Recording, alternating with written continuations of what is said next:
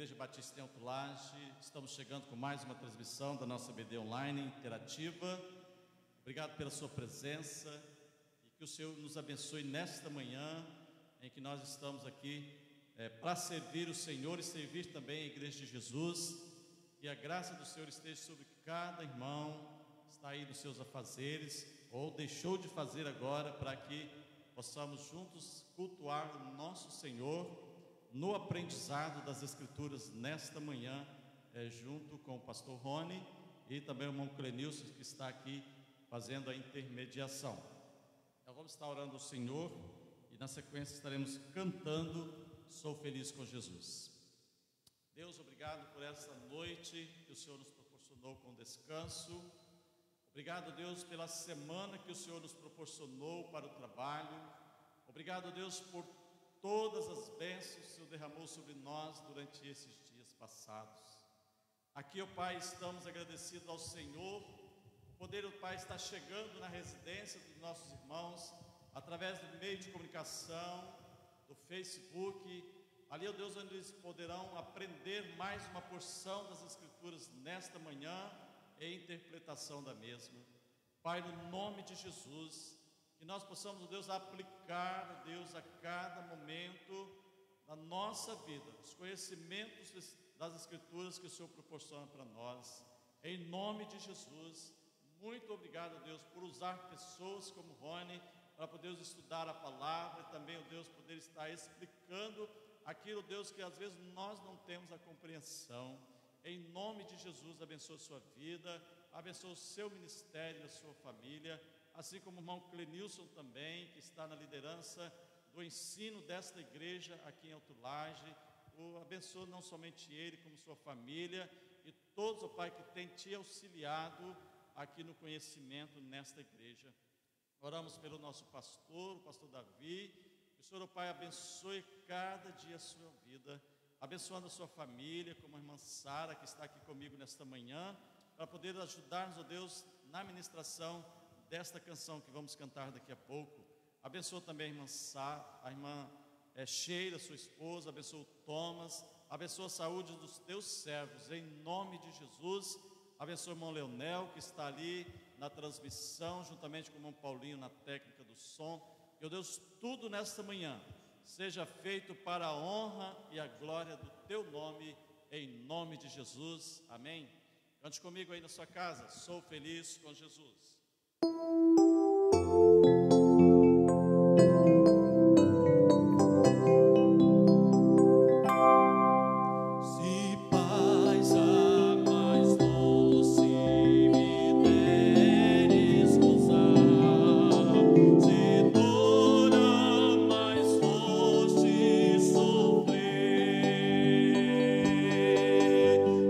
Seja o que for, tu me fazes saber.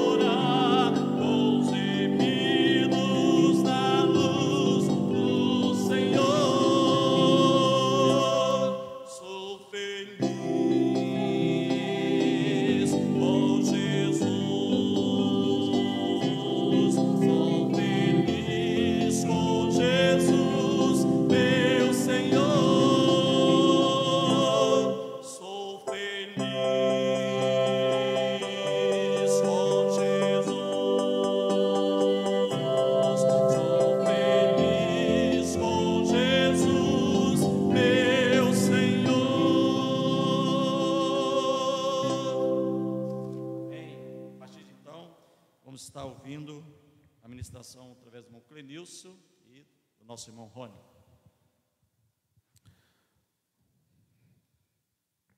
Bom dia, bom dia. Bom dia a todos. A oração e o desejo do nosso coração é que todos estejam bem na sua casa, que a paz e a graça do Senhor seja sobre a sua família, sobre a sua casa, sobre os seus negócios, que o Senhor esteja te fortalecendo. Seja bem-vindo à Escola Bíblica Dinâmica da Igreja Batista, da primeira Igreja Batista em Alto Laje.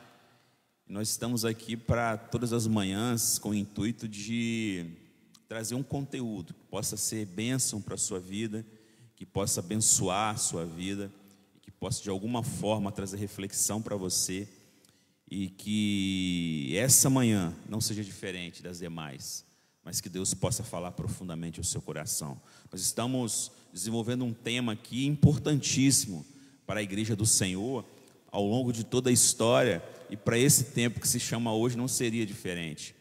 O tema é interpretando, a importância de interpretar, da interpretação da Bíblia para a igreja.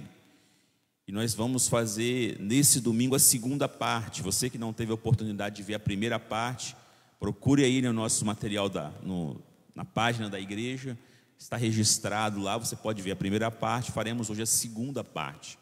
E para nos ajudar a pensar sobre esse tema que é importante, nós convidamos nosso irmão querido Rony Kozer, que é um presbítero da Assembleia de Deus de Porto Santana, é mestre em teologia, autor, escritor, autor desse livro, Hermenêutica Interpretando as Sagradas Escrituras, e de outros vários livros, que daqui a pouco ele vai falar um pouco sobre esses livros e sobre as novidades que estão por vir também, né, Rony? Material que ele tem preparado para abençoar a igreja. Então, o assunto ele é importante e nós queremos contar então com a sua participação, fazendo perguntas para o Rony. Faça perguntas para o Rony. Vamos usá-lo aqui. Fazemos perguntas então, para que nós tenhamos uma interação, e nessa interação que haja um crescimento mútuo. Ok? Passa então a palavra para o Rony fazer as considerações iniciais dele.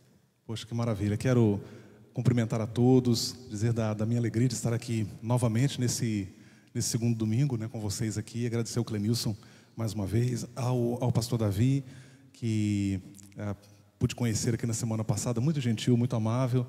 E, é claro, né, toda essa equipe maravilhosa que está aqui, os irmãos que estão aqui fazendo esse trabalho, parabenizar, viu? Poxa, fiquei encantado, o Clenilson, vendo aqui a dinâmica, o trabalho, e faz jus ao título, né, Escola Bíblica Dinâmica. Realmente uma pegada bem legal, parabenizo. E claro, né, dizer da alegria de ter os irmãos aí também nos acompanhando, espero poder contribuir. O tema, sem dúvida alguma, é palpitante, muito importante para a vida da igreja. E eu estive vendo algumas reações lá, o Clenilson, no Facebook, achei muito legal, muito bacana. A primeira parte, né? A primeira parte, isso. Inclusive, postei também no meu canal, com autorização, é claro, né? Postei no meu canal e assim já tem tido visualizações também. A gente fica muito feliz de poder contribuir e vamos lá. Em algum momento da sua jornada, na sua vida, você já se deparou com um versículo que você achava que falava uma coisa, era um entendimento, mas quando você foi se aprofundar no entendimento do versículo, você viu que não era aquilo que falava.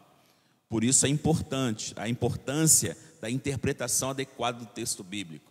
E quando nós falamos para a igreja, Rony, na primeira parte nós desmistificamos a ideia de que para a igreja é apenas para a instituição, que para a igreja é apenas responsabilidade do pastor.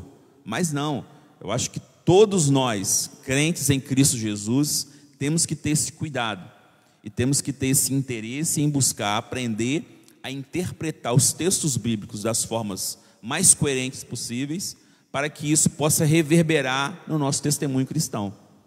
Sem dúvida. Até é importante, Clenilson, dizer isso aqui para os irmãos. Nós não estamos aqui defendendo que, via de regra, todo cristão, Clenilson, e todos que nos acompanham, ele tem que ser um especialista em hermenêutica. Não, a questão não é essa. Na semana passada, eu coloquei para os irmãos aqui uma ideia que eu tenho defendido. Nós precisamos transpor a hermenêutica do contexto da academia teológica, dos seminários de teologia, para a vida prática da igreja. Então, como que seria isso na prática? Justamente nós pensarmos os princípios e as leis de interpretação bíblica e levar isso para a vida da igreja e usar isso de modo realmente prático, na leitura que fazemos, principalmente no estudo da Bíblia que nós fazemos, na escola dominical, nas atividades de ensino que nós temos na igreja. Então a hermenêutica, ela nos dá os princípios, ela mostra para a gente o modus operandi, como deve ser, e o caminho a seguir. Então eu não estou aqui defendendo, irmão Clenilson, que a gente precise, via de regra, todo cristão, todo crente, ele tem que ser alguém que fez lá uma especialização em interpretação bíblica. Claro, isso é muito bom, isso é muito bom. Como eu, por exemplo, na minha dissertação de mestrado, trabalhei muito a questão da hermenêutica, dialoguei muito com a hermenêutica. Se você pode fazer, faça, isso é muito positivo. Mas o que eu estou defendendo não necessariamente é que todo crente tenha que ser um profundo conhecedor da hermenêutica, mas minimamente, de maneira pelo menos elementar, Clenilson. Eu acredito que nós evitaríamos muitos problemas, muitos erros que nós temos hoje, se nós conhecêssemos os princípios elementares dessa disciplina extraordinária que é a hermenêutica bíblica. Deixa eu até, Clenilson, sem alongar demais aqui na resposta, até semana passada, é muito bacana isso, né? Porque a gente faz um trabalho aqui e a gente percebe a interação dos irmãos, e teve um colega, inclusive aqui da igreja, que falou: professor, mas você falou sobre hermenêutica, foi bacana, mas dá uma definição, né, do que é hermenêutica. Ele fez essa pergunta, eu queria dar uma atenção, né, ao pedido dele, que foi muito pertinente, né? A hermenêutica, definida de maneira bem objetiva, ela é uma ciência e uma arte da interpretação de textos. A gente pode falar de hermenêutica jurídica, a gente pode falar de outras hermenêutica filosófica e hermenêuticas em outras áreas de conhecimento. Desculpa. A gente pode falar de outras hermenêuticas, mas no nosso caso em particular, o nosso interesse, obviamente, é na hermenêutica bíblica, também chamada de hermenêutica sagrada, que é aquela hermenêutica que se ocupa da interpretação dos textos bíblicos. Então, obviamente, essa hermenêutica, né, que nos interessa, que é o objeto de estudo para nós, ela vai apresentar alguns princípios, algumas leis, e uma coisa interessante, irmão Clenilson, ela também nos mostra algumas ferramentas de como fazer esse processo de interpretação. Acredito que a gente vai poder também desdobrar isso aqui durante o nosso bate-papo aqui, né? E aí, ficou curioso? Vamos partir então. Quero deixar com o Rony para fazer essa condução daquilo que nós vamos entender aí da hermenêutica prática, né? Para uma prática cristã adequada ao entendimento do texto. Então, é com você, Rony. Vamos lá. Bom, Clenilson, mas fique à vontade, se surgir dúvida na medida que as perguntas... E as perguntas que forem sendo feitas, forem na interação, por favor, mandem, e vamos aí construir mais um domingo aí que vai ser bênção para a nossa vida. Maravilha. Bom, Clenilson, nós estamos falando aqui de hermenêutica assim, num aspecto prático, né? Então, eu vou indicar para vocês, você que está aí de casa, nos acompanhando, pega o caderninho ou vai lá no notebook, enfim, né, como você for fazer o registro aí, eu acho que vale a pena eu já começar, Clenilson, indicando algumas ferramentas, né? E a primeira ferramenta que eu indicaria parece até óbvia demais, mas, por vezes, eu percebo que os nossos irmãos negligenciam o uso dessas ferramentas. Então, eu vou recomendar uma primeira ferramenta que estou falando de modo genérico, é claro que no mercado você tem vários, dicionários teológicos. O dicionário teológico, ele ajuda muito no processo de interpretação, porque a Bíblia, ela tem muitos termos que são teológicos. Por exemplo, a palavra justificação ou justificados é um termo, essencialmente, parece um termo jurídico, mas na Bíblia é um termo com conotação teológica. Então, qual o sentido de justificação no texto bíblico? Então, o dicionário teológico, ele vai te ajudar. Além, é claro, das terminologias próprias da teologia, que não se encontram na Bíblia, mas que estão na teologia e fazem parte também do conhecimento teológico de um modo geral, que vai te ajudar na interpretação do texto bíblico. Uma outra ferramenta muito importante, dicionários bíblicos. Aí alguém diz assim, mas não é a mesma coisa? Não, não é. Dicionário bíblico é uma coisa, dicionário teológico é outro tipo de ferramenta. Então, às vezes tem gente que, não, eu tenho um bom dicionário. Sim, mas que dicionário é o seu? De que natureza é o seu dicionário? Então, veja, você precisa ter um bom dicionário bíblico, porque os termos bíblicos, algumas vezes, você não é diferente das acepções teológicas. Por exemplo, você tem palavras que você vai encontrar na Bíblia, mas que, se você for procurar no dicionário teológico, você não vai encontrar, porque o dicionário teológico, ele é de termos teológicos próprios, que tem essa conotação teológica. Então, você tem palavras na Bíblia que não tem essa conotação teológica, mas que você precisa entender o sentido delas para entender o sentido da passagem, né? Então elas, e algumas vezes, inclusive, irmão Clênio, quando a gente está fazendo análise de um texto, a gente sempre procura aquela palavra-chave. Aí os alunos sempre perguntam: professor, como que eu identifico essa palavra-chave? Eu dou pelo menos 2 dicas: o grau de importância dela no texto e a recorrência dela no texto. Porque muitas vezes você tem ali uma passagem e aquela palavra ela vai aparecer com muita frequência. Exemplo, eu vou fazer uma análise da Epístola de Romanos, vou fazer um estudo do livro de Romanos. Palavra-chave no livro de Romanos, palavras-chave no livro de Romanos: pecado. É uma palavra que aparece com muita frequência na Epístola de Paulo aos Romanos. Outra palavra-chave: graça. Você vai encontrar em abundância o termo ali na Epístola aos Romanos. Então, o próprio termo justificados, né? Você tem Epístola aos Efésios, essa palavra aparece na Epístola aos Efésios. Então veja, você busca o sentido dessas palavras em algum momento no dicionário teológico, em algum momento no dicionário bíblico. Então por isso que você precisa ter as 2 ferramentas. Uma terceira ferramenta: dicionário de língua portuguesa. Eu acho que isso todo mundo tem em casa, né? Se você não tem em casa, você vai na internet, você tem lá o dicionário online. Por quê? Aí um detalhe interessante, Cleonilson, que eu considero também um princípio hermenêutico.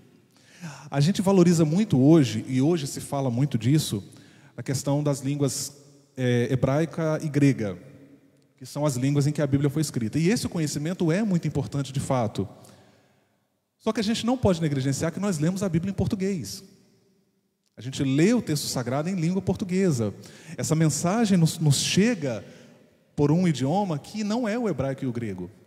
Então a gente precisa se voltar também para o uso de um bom dicionário de língua portuguesa, língua vernacular que a gente fala, né? A nossa língua é que nós aprendemos, né, desde a infância. Então, o uso dessa ferramenta é muito importante. Então fica aí a dica, pessoal. E uma quarta e última ferramenta, entenda que quando eu digo última aqui, não é porque eu citei todas as ferramentas. Última porque é a última que eu vou citar.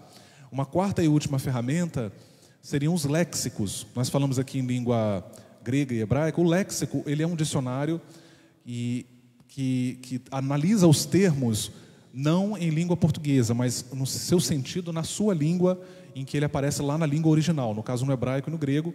E os léxicos, normalmente, eles vão apresentar ali as várias definições que uma palavra pode ter.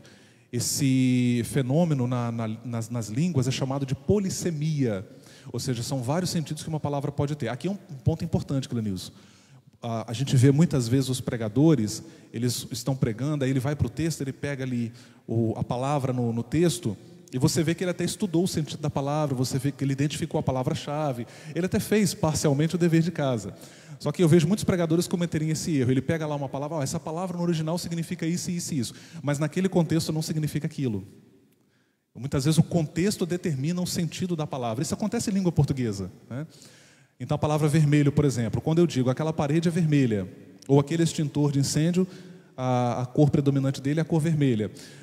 Isso tem a cor vermelha, nesse caso, tem um sentido. Quando eu digo assim: o Rony ficou vermelho de vergonha, a palavra vermelho é a mesma, mas tem outro sentido. Então isso acontece também no texto bíblico. Então daí a importância de você ter o léxico. O léxico vai mostrar para você os vários sentidos que uma palavra tem na língua original em que ela se encontra, né? O termo original, lá, o termo grego, por exemplo, a palavra logos. O léxico vai mostrar para você muitas. Você pega lá o Strong, ele vai mostrar para você aquela bateria de significados. Mas você precisa respeitar o contexto e entender em que contexto aquela palavra aparece, né? Alguma intervenção, Cleonilson? Alguma intervenção? Não. Vamos lá, você é o meu chefe, é o meu chefe aqui, Cleonilson. Estou aqui aprendendo, fazendo as minhas conexões aqui. Vamos lá, tá bacana. Então vamos lá. Falando agora em termos práticos, né, a gente vai colocar aqui, ó, princípios de interpretação. Eu estou com o meu esboço aqui, viu, gente? Pentecostal também usa esboço, tá? Princípios de interpretação bíblica, né? A gente coloca aqui alguns princípios muito importantes. Eu anotei alguns que eu queria compartilhar com os irmãos aí que estão conosco. O primeiro princípio que eu coloco é que a gente precisa considerar níveis, aquilo que o pessoal da hermenêutica chama de níveis de significado. Então, o primeiro nível que eu vou colocar aqui é o nível linguístico, porque a gente já falou disso um pouco, né? Então, por exemplo, as línguas em que a Bíblia foi escrita possuem as suas especificidades. E é interessante eu dialogar e conhecer algumas das características dessas línguas. É interessante a gente considerar algumas nuances que estão relacionadas a isso. Eu leio a Bíblia em português, eu recebo a mensagem, a Bíblia como palavra de Deus, é uma mensagem, ela chega para mim em língua portuguesa, nós que vivemos aqui no Brasil, mas eu respeito o fato de que originalmente a Bíblia não foi escrita em língua portuguesa, ela foi escrita em hebraico e grego. E ir a esses textos, mesmo que você não tenha, como eu, né, mesmo que você não seja treinado em língua grega, em língua hebraica, mas a gente tem hoje, irmão Clenício, ferramentas. Eu vou citar uma ferramenta aqui em particular, o dicionário bíblico Wycliffe. Ele é um dicionário muito interessante, porque ele é um dicionário que ajuda justamente a pessoas leigas em língua grega, em língua hebraica. Ele dá a definição das palavras, é muito comum isso no dicionário bíblico Wycliffe. Ele é um catatal, assim, é um livraço, né? E particularmente é o meu dicionário bíblico predileto. E é interessante que ele mostra para você o sentido da palavra no grego e no hebraico. Por exemplo, se você for lá no dicionário bíblico Wycliffe, você vai... Qual o significado da palavra pecado? Ele vai mostrar para você pelo menos 14 palavras gregas para pecado, mas que em texto português, Clenício, elas são traduzidas apenas como pecado, pecado. Aí você vê, atenção, nós estamos falando do nível linguístico. Então a gente lê na Bíblia pecado, pecado, pecado, mas no texto grego você tem pelo menos 14 palavras diferentes que são traduzidas em português apenas por pecado. Aí você, caramba, Rony, então quanta coisa a gente perde? Pois é. Pode haver uma redução de sentido, né, na palavra. Exato. Temos uma pergunta ali. Silvana Barreto está perguntando qual é a maior dificuldade da igreja hoje em relação à interpretação de textos bíblicos. Essa é boa, hein? Eu responderia de modo, talvez seja uma resposta genérica, mas eu acho que a maior dificuldade seria justamente no sentido de que ela negligencia esses princípios hermenêuticos, justamente de não assimilar esses princípios hermenêuticos e utilizá-los. Isso naturalmente vai refletir numa interpretação deficitária do texto bíblico. Quando a gente fala da igreja, e aí a gente precisa fazer essa pontuação sempre, né? É da instituição igreja, a igreja é como a instituição, é o pastor, ou a igreja como corpo de Cristo, nós enquanto igreja. Porque talvez, se a gente fizer uma pontuação na pergunta, a gente pode pensar, por que a igreja tem dificuldade de interpretar o texto bíblico? Porque eu não busco interpretar, porque eu, igreja, não busco aprender e entender a importância da interpretação do texto bíblico. Ou porque eu, igreja, não estou lendo a Bíblia, né? Então, se a gente faz essa pontuação, a gente pode passar por isso, no olhar para a igreja, mas quando eu olhar para a igreja, que isso vira um espelho para mim. Eu começo a ver, então, a dificuldade da igreja sendo a minha dificuldade, em buscar ler, buscar entender, né? O irmão Clenício, você falou isso, foi muito interessante. Na semana passada eu falei sobre a minha crise ministerial, né, os meus conflitos, mas uma coisa que e aí nós falamos também sobre o papel do Espírito na hermenêutica. E eu digo, por convicção própria, né? Um caminho para o qual o Espírito Santo me conduziu, nessa análise crítica da igreja, que deve existir, ela deve existir. A gente precisa olhar a igreja criticamente. Entenda que eu estou usando a palavra crítica aqui, ou criticamente, não no sentido vulgar do termo, né, Clenício? Estou falando criticamente como um ser pensante, como um ser que avalia, como um ser que é honesto intelectualmente, como um ser que identifica essas contradições do nosso contexto eclesial, e essas contradições existem, a gente precisa olhar para isso honestamente. Mas um caminho para o qual o Espírito Santo me levou foi justamente o seguinte: você também é um camarada problemático. Então você também tem problemas. Olha quanto tempo você está na igreja, você ainda continua lutando com esse vício, com essa deficiência, com essa explosão temperamental, com essa dificuldade de perdoar. Então, a gente faz essa autoanálise também, e no campo da hermenêutica, naturalmente, essa dificuldade, ou essa grande dificuldade da igreja é também a minha dificuldade. Quando eu negligencio a aplicação dessas ferramentas, desses princípios, né? Quando eu gasto mais com pizza do que o que eu gasto com o que eu poderia investir num bom curso de teologia, ou na aquisição de literatura que vai edificar a minha vida, que vai edificar a minha família, sabe? a gente gasta mais com Coca-Cola às vezes do que o que a gente poderia investir, né? Nada contra você fazer o seu lanchezinho aí de final de semana, quem nunca, né? Eu estou pensando hoje até em poupar a patroa lá da janta, então vou fazer um investimento, sabe, Clenilson? Mas a gente precisa se abrir a isso. Então, de fato, Clenilson, eu faço aqui coro com as suas palavras. Isso é uma responsabilidade também minha, né? Eu preciso trazer isso para mim também. Tem um salmo, acho que o Salmo 34, né, que fala sobre deleita-te, né, deleita o teu coração no Senhor, não, deleita-te no Senhor e Ele atenderá aos desejos do seu coração. Olha que texto. Eu vou me deleitar em Deus e tudo que eu quiser Deus vai me dar. Não é confortável a interpretação do texto, mas quando você vai para o contexto, você vai vendo que não. Quando você se deleita no Senhor, não que as suas vontades, ou que a sua vontade vai ser a vontade de Deus. Quando você deleita no Senhor, a vontade de Deus vai ser a sua vontade. Por isso, então, Ele vai revelar, Ele vai atender o desejo do nosso coração, porque o nosso coração estará alinhado com o coração de Deus, alinhado com a vontade de Deus. Então, assim, talvez a dificuldade da igreja de interpretar é por conta dessa leitura equivocada, né, que a gente faz da realidade. E, como o Rony disse, está em nós. Nós precisamos, né, entender, e é a nossa proposta nessa manhã, que é essa busca da importância da interpretação bíblica para a igreja. A sua fala, Clenilson, ela é muito importante, porque a gente introjeta no texto bíblico um significado que ele não tem, né? A gente leva para o texto uma compreensão que o texto em si não pretende comunicar. Então isso acontece muito. Daqui a pouquinho, Clenilson, a gente vai falar sobre... Tá no roteiro aqui, né? Foi até interessante você colocar isso, porque o Donald Carson, há vários anos atrás, ele escreveu um livro intitulado Falácias Exegéticas, né, onde ele mostra, e aí eu trago isso aqui para compartilhar com os irmãos, explicando, né, o que são essas falácias exegéticas. Esse livro agora, na verdade, ele continua sendo publicado, mas com outro título, mudaram o nome dele. Eu fiquei até triste, porque eu achava que o título Falácias Exegéticas era bem provocativo, né? A gente vai colocar isso aqui, mas pegando um gancho na sua fala, Clenilson, esse texto aqui é uma pérola da literatura mundial. Quem nunca ouviu esse texto, né? Quem nunca leu esse texto, mas como ele é mal compreendido, Clenilson. E está bem na esteira do que você acabou de falar. E está no mesmo livro também, que é o livro de Salmos. O Senhor é meu pastor, e nada me faltará. Quem nunca leu esse salmo num clima de devoção, às vezes até em lágrimas, né? Mas a gente interpreta esse salmo muito errado. É muito comum nas minhas aulas de hermenêutica, nas minhas conversas sobre hermenêutica, os que são mais jovens aqui não vão entender. Nós vamos entender a linguagem agora, né, Clenilson? Qual grupo que eu estou? Dos mais jovens ou do... Não fale, você vai entender. A gente, quando fala dessas coisas, você olha para os alunos assim, fala, a ficha caiu, né? A ficha caiu. No tempo lá que a gente ia telefonar, colocava a ficha quando a ligação atendia, né?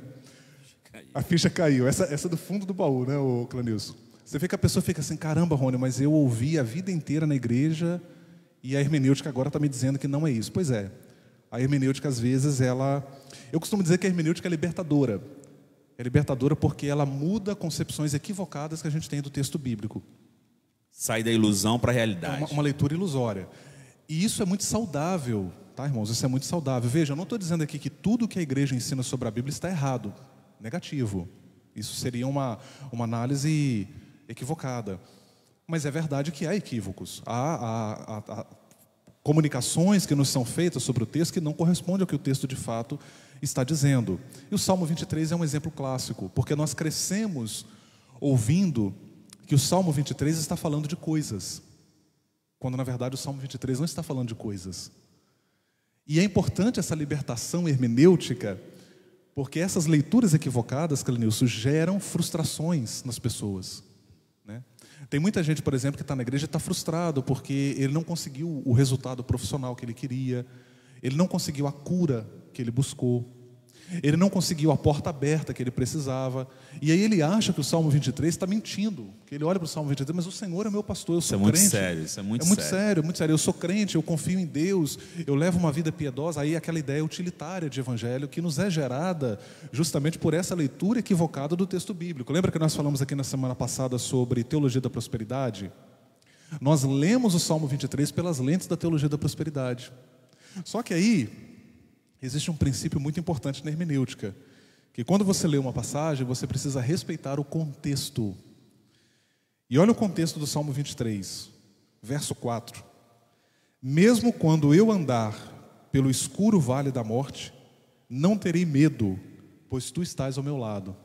Você acha mesmo que o camarada que está escrevendo isso aqui está dizendo que nada vai faltar para ele? Você acha mesmo que o camarada que está escrevendo aqui, ele está com essa mente que nós temos hoje? Bom, o Senhor é meu pastor, então não vai faltar saúde, não vai faltar emprego, não vai faltar dinheiro no banco. Não, não é isso que ele está dizendo. No extremo da vida, né? Ele está no extremo, ele está andando pelo vale da morte, né? Ou ele está dizendo, ainda que eu ande pelo vale da morte. Ele considera essa possibilidade, né? Ou seja, é alguém que está numa situação extrema. Aí você fala assim, Rony, então do que o Salmo 23 está falando na verdade? O Salmo 23 na verdade está dizendo que o Senhor é o meu pastor e Ele não me faltará. O Salmo 23 não está falando de coisas, de bens materiais, como nós costumamos entender erradamente. Ele está falando do Senhor. Ele está falando da relação do pastor, do sumo pastor, pegando a linguagem aqui do Novo Testamento, né, com o Salmo 23. Ele pode ser aplicado em diversas circunstâncias da nossa vida. Mas o sentido exegético do Salmo 23 é o seguinte: o Senhor cuida do seu servo como um pastor de ovelhas do antigo Oriente Próximo cuida da sua ovelha. É isso e nada mais. O que passar disso é de procedência maligna. Então, por exemplo, só para finalizar minha fala, o Clenilson chega para mim e fala bem assim: Rony, estou feliz, rapaz, Deus me abençoou, tive uma promoção no meu emprego, meu salário dobrou, comprei um carro novo, acabei de reformar minha casa, fiz um check-up geral no médico agora, cara, está tudo em dia. Eu estou feliz da vida. E rapaz, aí ele vai virar para mim e vai dizer bem assim: o Senhor é o meu pastor e Ele não me faltará. Ou seja, ele está vendo Deus na vida dele nesse momento de êxito, de vitória, né? Mas isso é a aplicação. Ele apropria-se do sentido exegético e leva isso para a vida dele de modo prático. Não tem nenhum problema nisso. Nós fazemos isso com o texto bíblico. Aí eu viro para ele e falo bem assim: Glenilson, mas rapaz, o negócio está feio para mim. Eu acabei de perder meu emprego, estou devendo, puxa vida, estou com umas dívidas aí, preciso quitar. Fui no médico agora, descobri que eu vou ter que fazer um tratamento de saúde. Está tudo difícil, porém, o Senhor é o meu pastor e Ele não me faltará. Então vocês percebem? São duas situações diametralmente opostas, mas nas duas situações o mesmo salmo se aplica. E ele pode ser aplicado sem que o seu sentido exegético seja comprometido. Então percebe aí a importância. Os alunos nas aulas de homilética, eles têm muita dificuldade com isso. Professor, mas o sentido é como é que eu aplico isso? Eu falo, essa é a tarefa do pregador. Você não adultera o sentido original, você respeita o sentido exegético da palavra, mas na aplicação você torna esse texto aplicável, comunicável, tangível para a vida das pessoas hoje. O problema é que nós aplicamos de modo errado, porque interpretamos errado. E às vezes talvez nós caímos nesse erro de colocar na conta de Deus algo que Ele, por exemplo, não prometeu. Pessoas que se frustram com Deus porque lançam uma expectativa de algo que Ele não prometeu. Certa vez um pregador falando, ele falou bem assim: estão querendo vender o Evangelho, estão vendendo o Evangelho, estão vendendo a qualquer preço. Ao que um outro pregador retrucou e falou bem assim: ninguém consegue vender o Evangelho, porque o Evangelho não é comprável. Quem vai querer comprar cruz? Quem vai querer comprar sofrimento? Quem vai querer comprar abrir mão de prazeres? Então, o que se está se vendendo não é o Evangelho, é uma caricatura do Evangelho, porque o sentido real do Evangelho é o sacrifício, é o abrir mão de, não tomar mão de. Eu tenho o Evangelho em mim e vou tomar mão das coisas. Não, eu tenho o Evangelho em mim e eu vou abrir mão das coisas. Por isso não tem como vender o Evangelho, né? Porque talvez essa interpretação errônea que se faz é de que dessa dificuldade da gente interpretar é porque a gente sai do sentido original para o que foi proposto, né? Continue dando aí. Vamos lá. Um outro, só para a gente finalizar, me permita só concluir então essa parte da questão dos níveis de significado. Nós falamos sobre o nível linguístico. O nível histórico é um outro nível de significado muito importante. Então a gente precisa interpretar passagens da Bíblia considerando o contexto histórico em que elas são escritas. Mesmo que eu entenda que a mensagem da Bíblia é aplicável a nós hoje, eu preciso respeitar o fato de que essa mensagem é escrita num contexto histórico específico, né? E isso é muito sério, Clenilson, porque ali você tem a utilização de conceitos, alguns conceitos, por exemplo, que para nós hoje nos são absolutamente estranhos. E se a gente não respeitar isso, interpretamos errado também o texto. Eu vou dar um exemplo. Lá no Gênesis, nós temos aquela ocasião em que Labão está perseguindo Jacó.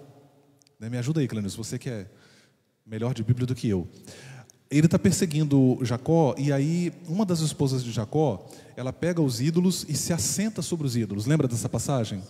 Isso é muito interessante. Aí, quando Labão entra na tenda para ver, porque Labão estava em busca desses ídolos. Aí, quando ele entra na tenda, ela está sentada, e aí ela diz para ele o seguinte, falou, olha, eu não posso me levantar por causa do costume das mulheres, fazendo uma alusão à menstruação, ao período menstrual.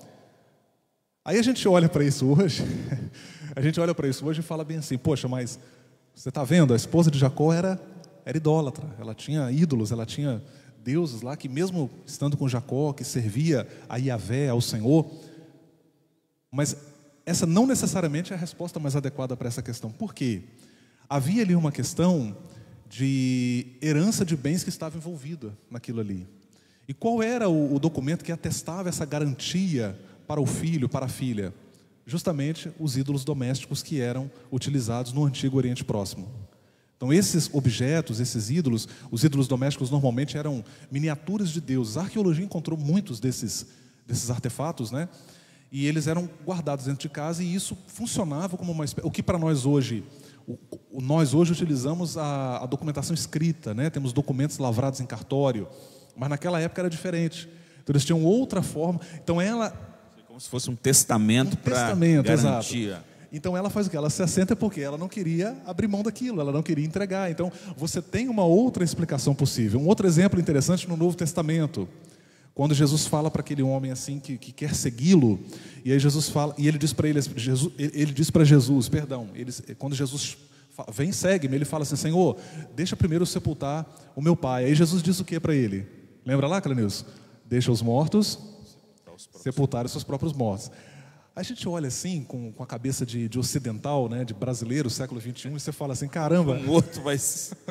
Aí você fala bem assim, caramba, mas Jesus era grosseiro demais, né? Porque, poxa, não permitiu o cara nem participar do velório do pai. Queria que o cara seguisse ele sem... Aí Jesus fala, não, deixa os mortos sepultarem os seus próprios mortos. Só que aí você tem um arqueólogo norte-americano, muito conhecido até, o Randall Price. Ele publicou um livro de arqueologia que no Brasil é publicado pela CPAD com o título de Arqueologia Bíblica. E aí o Randall Price, ele dá uma explicação de fundo histórico muito interessante. Ele vai dizer assim, olha, havia um costume nos tempos de Jesus, eles faziam uma segunda cerimônia fúnebre depois de 1 ano que a pessoa estava sepultada. Olha que interessante, olha como que muda a cabeça da gente. Se fosse uma... Um outro exemplo de fundo histórico interessantíssimo, quando Jesus fala para os discípulos, olha, vocês estão indo evangelizar, quando ele envia os 70, a ninguém saudeis pelo caminho. Aí mais uma vez você olha para Jesus como um ogro, né? Pode falar com ninguém, né? Você olha para Jesus como um cara estúpido, né? Senhor, com todo respeito e reverência que eu tenho a ti, né? Então a gente olha para Jesus e fala, poxa, rapaz, Jesus era intragável. Só que aí você vai mais uma vez para o pano de fundo histórico. A saudação, a cumprimentação judaica envolvia expressões corporais. Tomava tempo, envolvia o lava-pés, tinha uma série de... Isso, se os discípulos fossem observar isso a rigor, eles não fariam nada. Eles não avançariam na evangelização. Então você percebe que é um pano de fundo histórico que o leitor ocidental muitas vezes não conhece, mas ele lê a Bíblia. Então, por desconhecer, ele faz uma interpretação equivocada. Para dar um último exemplo, Salmo 37. Fui moço e agora sou jovem, e nunca vi o justo mendigar o pão. Como que você prega isso na África? Como que você leva essa leitura brasileira que nós temos aqui? Não, o Senhor não vai deixar faltar nada, eu não posso passar... O crente passando fome, alguma coisa está errada.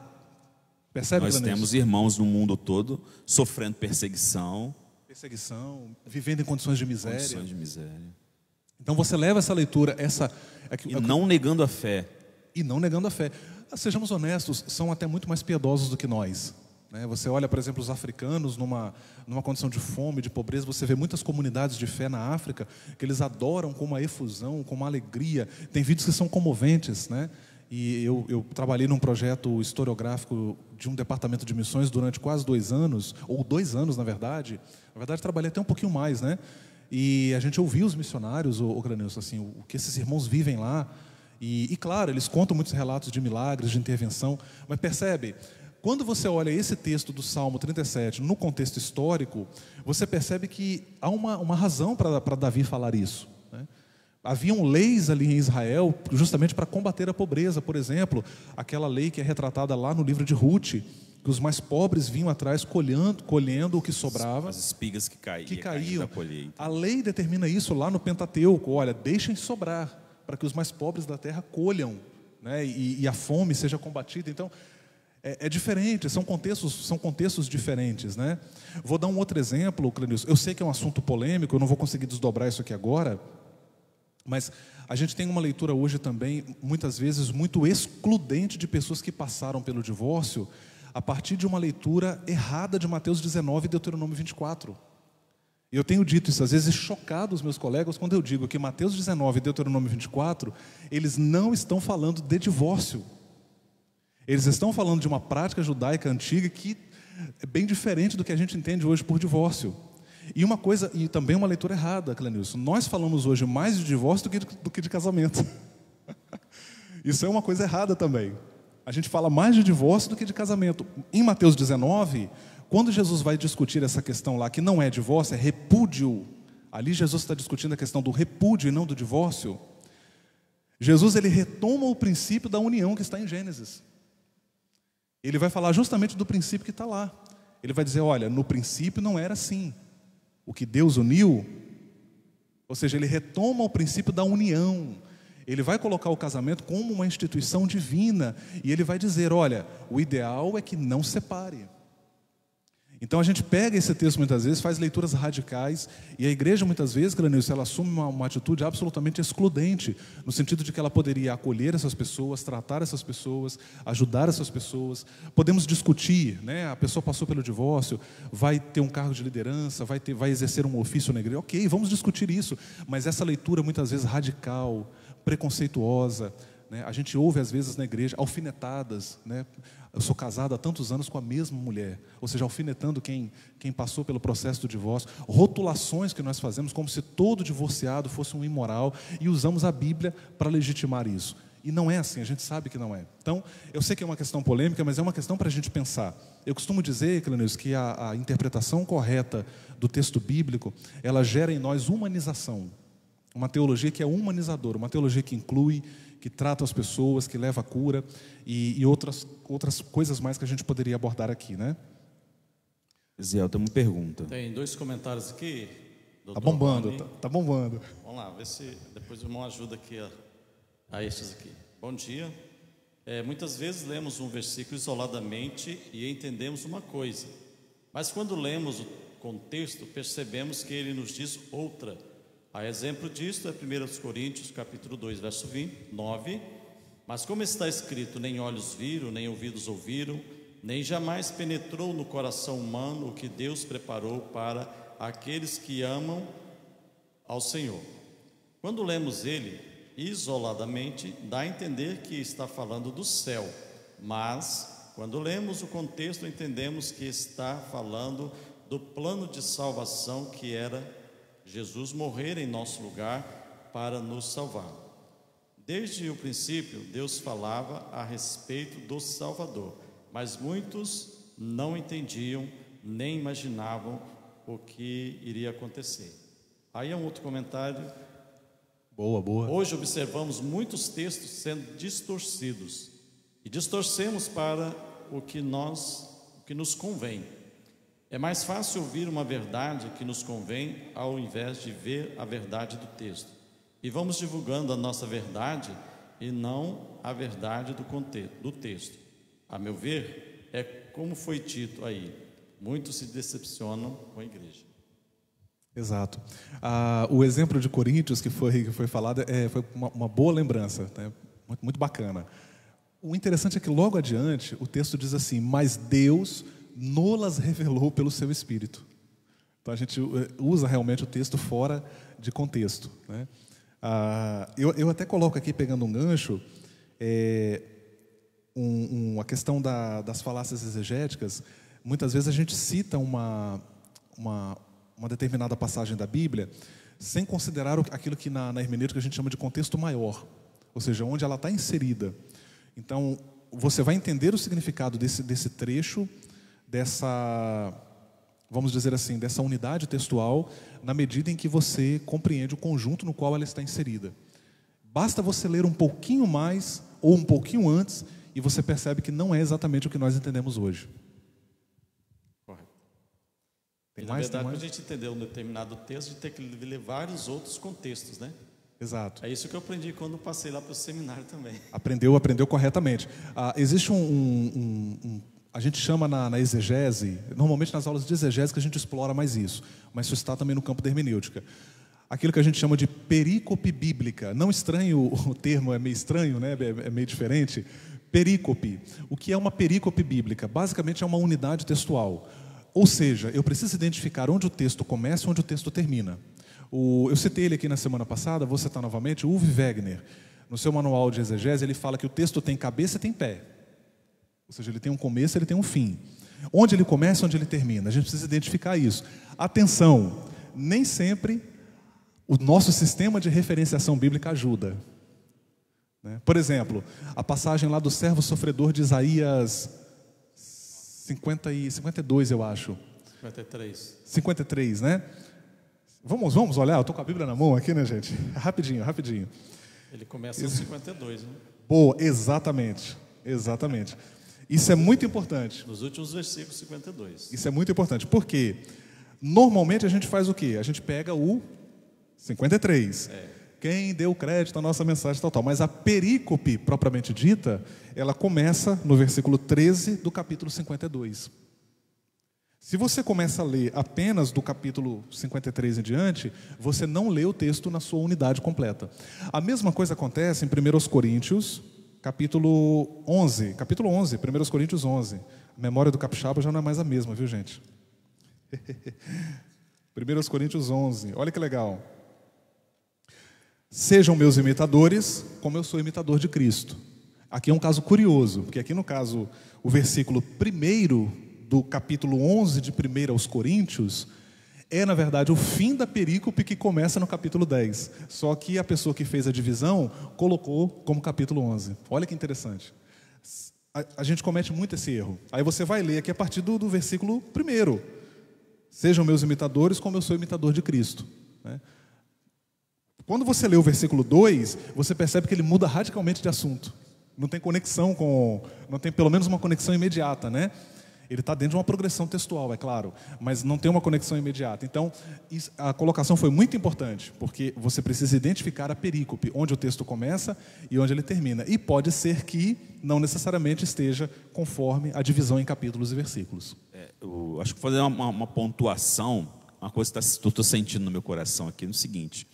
Talvez nós fazendo esses recortes bíblicos e falando que, poxa, não é esse o sentido, você tem que ler diferente e tal, pode gerar em nós um desânimo de querer ler a Bíblia. Mas precisa, e o nosso objetivo nessa manhã é o contrário disso, é que gere em você curiosidade para o texto bíblico, para você se motivar a ler o texto, talvez de uma outra forma, com mais atenção até, para você ler o texto, de procurar talvez outras ferramentas para ajudar nessa leitura, mas não é para te desanimar. Poxa, tudo que eu leio então não é isso. A hermenêutica vai desconstruir isso, a exegese não vai mostrar. Não é isso, né, Rony? Eu acho que aqui é para te motivar a buscar uma melhor leitura do texto, mais intencional, mais direcionada para dentro de um contexto que faça sentido. O Wegner, ele fala uma coisa muito, muito interessante. Caramba, eu sou fãzaço daquele manual é um livro extremamente técnico, muito técnico, mas o autor, ele demonstra assim, esse manual de metodologia de exegese do Novo Testamento, né? Ele diz uma coisa muito interessante, né? A exegese, ela não pode, a leitura da Bíblia, na verdade ele diz, né? A leitura da Bíblia não pode ser uma propriedade exclusiva dos exegetas. Ela não é apenas para os letrados, para as pessoas que têm treinamento. Aí ele diz uma coisa muito interessante: o povo nas comunidades de fé, conquanto não tem o treinamento acadêmico para fazer a exegese dos textos, eles têm saber teológico. E o cara é um monstro, o cara é um monstro. Esses dias eu fiz contato com ele, eu até morri de fazer, até falei com a minha esposa, né? Aí ele me mandou um áudio, ele falou assim: Rony, eu estou fazendo a tradução aqui do alemão para um livro. Eu falei: caramba, o cara fala disso assim com a maior naturalidade, né? O alemão é coisa de doido, né? Para você entender alemão tem uma coisa assim. Ele é um monstro, né? O livro dele é fantástico. E eu achei interessante essa sensibilidade. Então, nós não estamos propondo aqui, até porque o que nós estamos colocando aqui naquele Newsep são princípios muito práticos, muito tangíveis, né? Fáceis de serem compreendidos. Então, não é uma elitização da leitura da Bíblia, né? Nós estamos propondo, na verdade, princípios para facilitar, para melhorar, para que você entenda melhor o texto bíblico. Eziel. Tem um comentário aqui que diz assim, Rony: Manda, Eziel. quando começamos a interpretar corretamente os textos bíblicos, nós aprendemos a acolher e não excluir. Olha só. Muitas vidas se distanciaram por textos mal interpretados. Eu tenho amigos que têm estilos de vida que não são o meu estilo de vida, né? Eu não esqueço da conversa que eu tive com aquele amigo, quando ele falava para mim das suas experiências extraconjugais, e ele falava sempre assim, em tom de vantagem, né? Sempre a pessoa não convertida, né? Ele ficava contando: rapaz, eu saía com fulana, e aí eu ali, né, para não parecer um moralista falando com ele, e até porque o desejo que ele tem, eu tenho também, né? Eu sempre digo para os meus alunos: olha, todos vocês aqui, sem exceção, são promíscuos em potencial, são assassinos em potencial, são homens violentos em potencial. Vocês não são porque vocês sufocam isso, ou abafam isso em vocês, levam isso à cruz de Cristo, né? E aí eu me lembro que eu conversava com ele, eu dizia para ele, eu falava: olha, eu poderia ter um estilo de vida, até brinquei com ele, falei: não estou pedindo para você me achar bonito, mas eu não sou um cara tão feio assim. Ele falou: não, rapaz, se você quiser, é só você querer que você comece a pegar. Ele falou até nesses termos. Eu falei: exatamente, é nesse ponto que eu queria chegar com você. É uma questão de escolha, Então, eu escolho ser leal à minha esposa, eu escolho manter-me, mesmo sentindo-me tentado, mesmo tendo vivido situações de tentação, mesmo que isso esteja em mim e vai estar em mim ao longo da minha vida, mas é uma escolha manter-me leal a ela, fiel aos laços de casamento. Então, essa é a proposta do Evangelho. E aí eu aproveitei aquele momento, sabe, Zé, até para falar do Evangelho para ele, para dizer do que é ser cristão. Eu falei para ele: olha, eu não estou aqui para legislar sobre a sua moralidade, eu não estou aqui para produzir discursos moralistas sobre você, mas eu estou aqui mostrando para você o que é que o Evangelho oferece, o que é que o Evangelho propõe. E o Evangelho propõe isso, né? Então, percebe, eu consegui conduzir ali um diálogo com ele, sabe, Clenilson, sem aquela coisa de ameaçar com o inferno. É o que a pessoa escreveu. Você oferece para a pessoa um acolhimento, uma mensagem de amor, de graça, sem necessariamente aprovar a sua conduta reprovável, né? Sem necessariamente aprovar o seu estilo de vida, que muitas vezes é contrário ao Evangelho. Por exemplo, em relação a um ponto que você falou que ele é controverso, em relação à polêmica, né? A questão do divórcio passa por isso. Talvez uma má leitura, uma má interpretação pode causar isso. Mas também, dentro daqueles que estão no contexto da igreja e que são ministrados por essa interpretação, precisa ter em nós, porque uma coisa é aquele que não foi alcançado pelo Evangelho, né? Entrar num casamento com a cabeça no pensamento de que se não der certo eu separo, né? Então, algumas pessoas pegam essas, não sei se diria uma dificuldade de interpretação ou essas concessões que alguns entendem que existem, mas eu tenho meus posicionamentos, e querem fazer disso uma válvula de escape para uma decisão que ele tomou. A decisão que você está tomando hoje é de ser fiel à sua esposa, mas aí eu decido não ser fiel à minha e quero usar o texto para justificar. Então é esse cuidado que a gente precisa ter. E aí essa pessoa, talvez, dentro do contexto da igreja, quer se voltar depois contra a igreja, poxa, eu não estou sendo aceito. Peraí, mas você decidiu, pô. Foi uma decisão que você tomou. Então, essa jogada que precisa ficar muito bem aparelhada, porque às vezes, diante de um discurso, confuso, a gente quer justificar uma prática. A legitimação. Legitimar uma prática por exemplo, na questão do divórcio. Não é que não há de ser acolhido, mas para aqueles que estão dentro, olha o que você está decidindo, olha o que você está escolhendo para a sua vida, né? Eu defendo nessa questão, irmão Clenilson, a gente precisa evitar os extremos. Eu tenho insistido nessa questão. A gente precisa evitar os extremos e analisar cada caso. É uma questão muito sensível, sem dúvida, continua sendo uma questão. A sociedade, de um modo geral, ela trata isso hoje e eu sempre digo isso, Clenilson, ela trata isso com muita naturalidade, né? Mas a igreja não está errada quando ela insiste no valor do casamento. Por quê? Porque o divórcio é uma tragédia. Eu tenho amigos que se divorciaram, e eu não conheço ninguém que tenha passado pelo divórcio. Nossa, que maravilha! Nossa, como foi gostoso me divorciar, né? A gente tem até alguns humoristas que brincam com essa questão, né, do divórcio e fazem piada com isso, né? Isso virou realmente motivo de chacota, mas o divórcio é sempre uma tragédia. Eu, por exemplo, acompanhei um amigo num processo de divórcio. Infelizmente, não foi possível reverter o processo, mas ele chegou à beira do suicídio, Clenilson, para você ver a situação, né?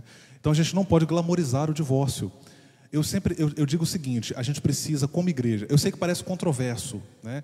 Mas a minha leitura, o caminho que eu trilhei de diálogo com a hermenêutica, com a exegese em torno dessa questão, me levou a concluir o seguinte: a igreja precisa dizer um absoluto não ao divórcio e um absoluto sim aos divorciados, mesmo que ela tenha que colocar condições, mesmo que ela tenha que questionar determinadas escolhas, como foi o que o Clenilson falou aqui agora, né?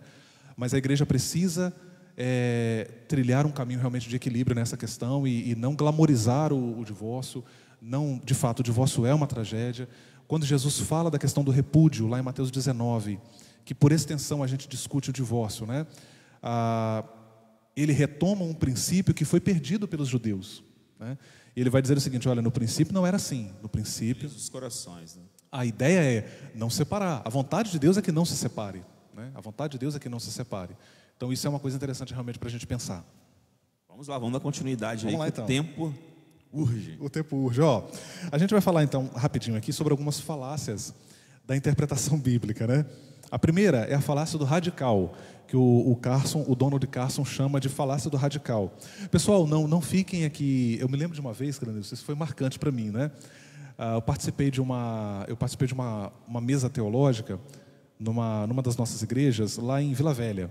Aí alguém chegou no final para o pastor e falou bem assim: poxa, pastor, esse irmão, referindo-se a mim, né?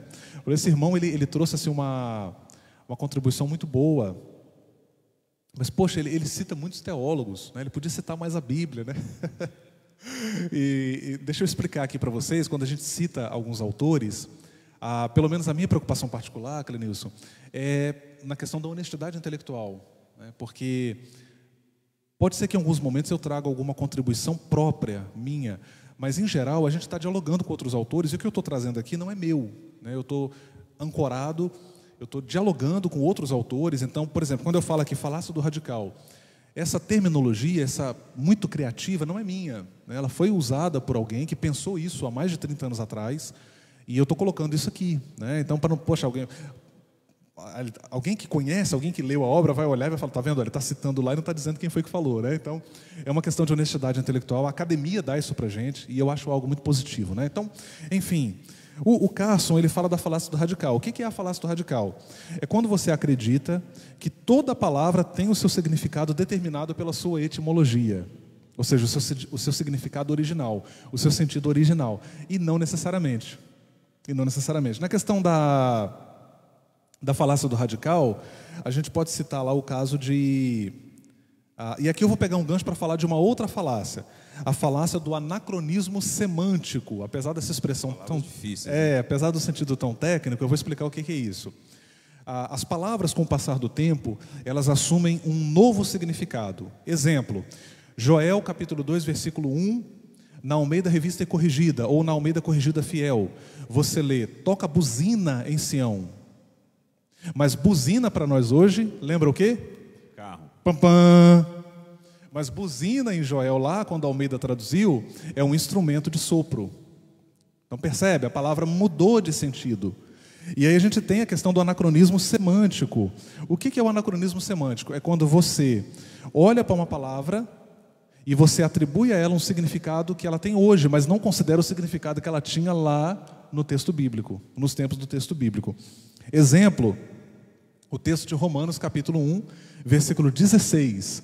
O evangelho é poder de Deus para salvação.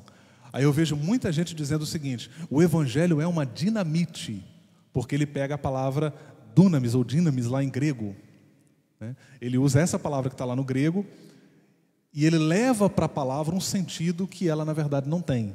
Ele está levando um sentido contemporâneo. A ideia de dinamite não estava na cabeça de Paulo quando ele escreveu Romanos 1,16, porque a dinamite nem existia naquela época. Percebe, Cleber? Conseguindo entender, irmãos? Ou seja, eu estou levando para o texto bíblico, ou seja, anacronismo semântico, um significado que a palavra tem hoje, mas não tinha naquela época. Não tinha naquela época. Então isso é chamado de anacronismo semântico. Tem uma outra falácia, que é a falácia da obsolescência semântica. Ou seja, a palavra tinha um significado e agora não tem mais. Vou explicar para vocês. A palavra deixa de ter aquele significado anterior. Aí o Carson, ele coloca um exemplo muito interessante: Ford como um carro de baixo custo.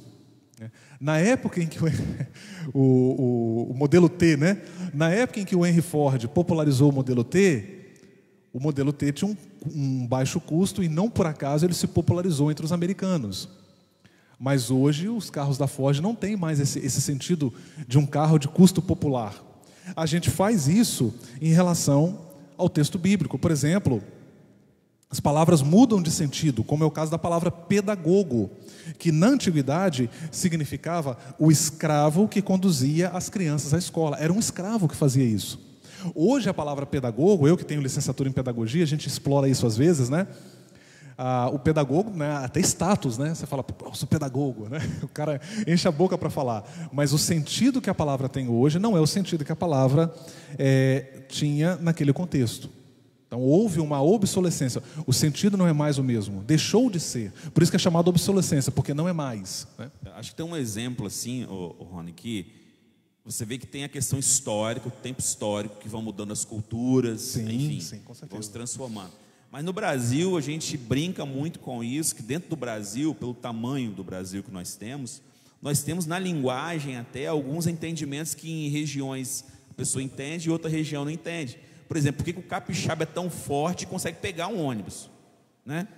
E o paulista não pega um ônibus, o capixaba pega um ônibus. Você vê que é uma coisa simples, que dentro do mesmo país, no mesmo tempo, há uma dificuldade de entendimento. Eu vou pegar um ônibus, né? Eu fiz mestrado, você sabe disso, né, Clenício? Eu fiz mestrado em Curitiba e a gente viajava para lá todo semestre. Foram 4 semestres. E eu ficava lá quase 2 semanas. Então era um tempo bacana de convivência ali com os irmãos. E eu me lembro-me de uma vez que eu fiquei hospedado na casa, que é um grande amigo meu até hoje, né? Inclusive ele terminou o mestrado, já está fazendo o doutorado também. Ele mora em Santa Catarina, na divisa ali com o Paraná, em Mafra. E eu ficava lá na casa dele, eu fiquei na casa dele no final de semana, eu ouvia ele falar, e eu via também o pessoal lá na faculdade, né?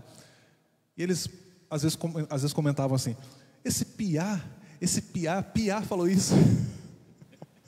Aí eu ficava assim: piá? Mas o que é piá?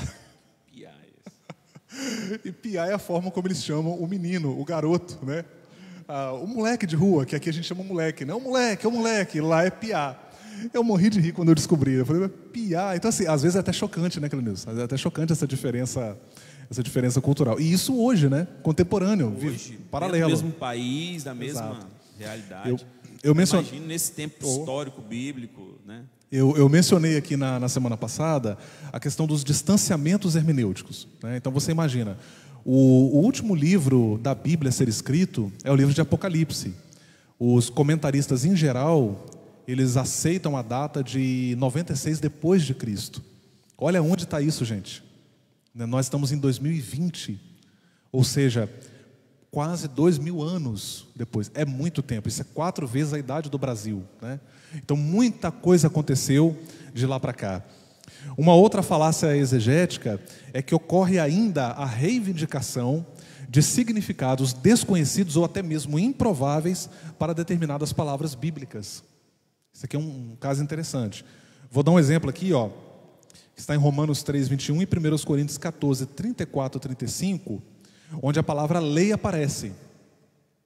Só que a palavra lei ali nessas passagens não é uma referência à lei mosaica. O Carson vai explicar isso. Ali a palavra lei é uma referência à interpretação rabínica, regras rabínicas, interpretações rabínicas e regras rabínicas que Paulo veio a rejeitar.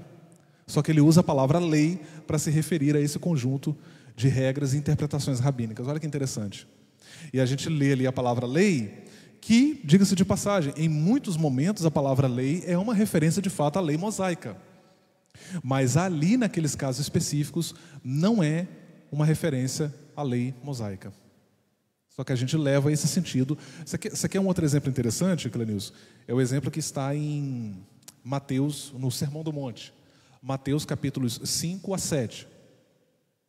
A gente às vezes acaba atribuindo às palavras de Jesus um sentido que elas não têm. Quando Jesus fala, por exemplo, ouviste o que foi dito. Ouviste o que foi dito. A gente olha para essa expressão de Jesus e acha que Jesus está se referindo, via de regra, à lei de Moisés. E não necessariamente. Em diversos momentos ali, Jesus ele está se referindo a acréscimos que a tradição judaica fez, que não estão no Antigo Testamento. Por exemplo, ouviste o que foi dito, amarás o teu próximo e odiarás ao teu inimigo. Procura isso no Antigo Testamento. Você não encontra. Isso foram acréscimos rabínicos que Jesus rejeita, que Jesus olha para isso e fala, olha, está errado, não é isso. Isso tem de ser superado, né? Isso tem de ser superado. Ensaiando aí então a nossa conclusão, né? Vamos fazer as nossas considerações finais para a gente chegar ao final do nosso estudo. Primeiramente agradecer a você que nos acompanhou até agora. Já estamos aí para mais de 1 hora de conversa aqui. Agradecer a você que participou conosco, mandou suas questões. Esperamos numa próxima oportunidade. E fica aí então, né, Rony? Um desafio para a igreja. Mas para a igreja, para eu, igreja, que a partir de amanhã, a partir de hoje à noite, eu já comece a buscar as leituras do texto bíblico de uma forma mais assertiva. Quem sabe buscando ajuda em manuais, ajuda em cursos, para que eu, entendendo melhor o texto bíblico, no sentido verdadeiro dele, o meu testemunho cristão seja mais fiel, ganhe mais, entre aspas aqui, mas tirando as aspas, ganha mais o poder do Evangelho, seja mais efetivo na sua ação, porque eu compreendi melhor o texto bíblico. Só aproveitar, Clenilson, eu queria fazer um convite a todos vocês que estão de casa. No meu canal, o Repensando o Meu Cristianismo, lá quando você entra no canal, você vai na busca do canal, não na busca do YouTube. Você vai na busca do canal, tem uma lupazinha lá, você digita assim, interpretação bíblica, vai aparecer muita coisa lá, videoaulas, palestras, acredito que vai ajudar muito vocês lá, tá bom? Então fica aí a dica de acompanhar o Rony nas redes sociais dele, só digitar Rony Kozer, né, que deve achar, né? Eu tenho lá linkado e vamos acompanhar o trabalho que ele tem feito, tem abençoado muito a igreja do Senhor. E eu acredito que se você tirar um tempo, colocar um pouquinho de energia a mais, de olhar canais como o dele, como os de outros também, você vai aprender e vai melhorar essa interpretação, e com certeza a igreja de Deus, a igreja de Jesus Cristo na terra será abençoada. Quero passar então a palavra para o Eziel. Mais uma vez, agradecemos, irmãos, pela audiência, sua participação e a sua interação também. Nós vamos aqui encerrando a nossa transmissão, cantando a música Quantas Bênçãos. E não se esqueça que logo mais, às 19 horas, estaremos com a nossa celebração online. Contamos aí com sua participação e compartilhe para que nós possamos estar assim continuando divulgando a palavra do Senhor. Conta as bênçãos.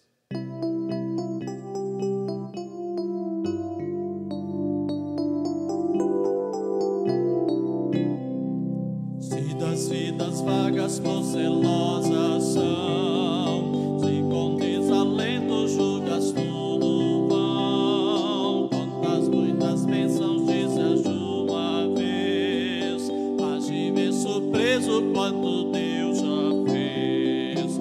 Quantas bênçãos, quantas são recebidas da divina mão. Uma dizes de uma vez, mas de ver surpreso quanto Deus já fez.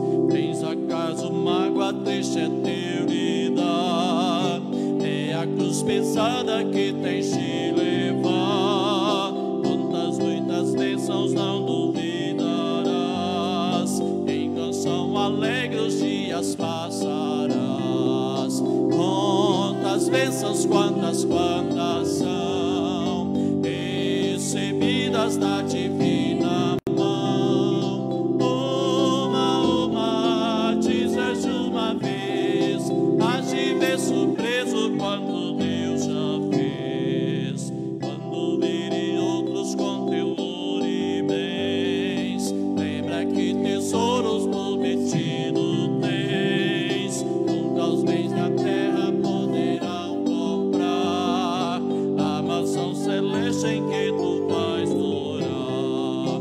Quantas bênçãos, quantas são recebidas da divina mão. Uma dizes de uma vez, mas de ver surpreso quanto Deus já fez.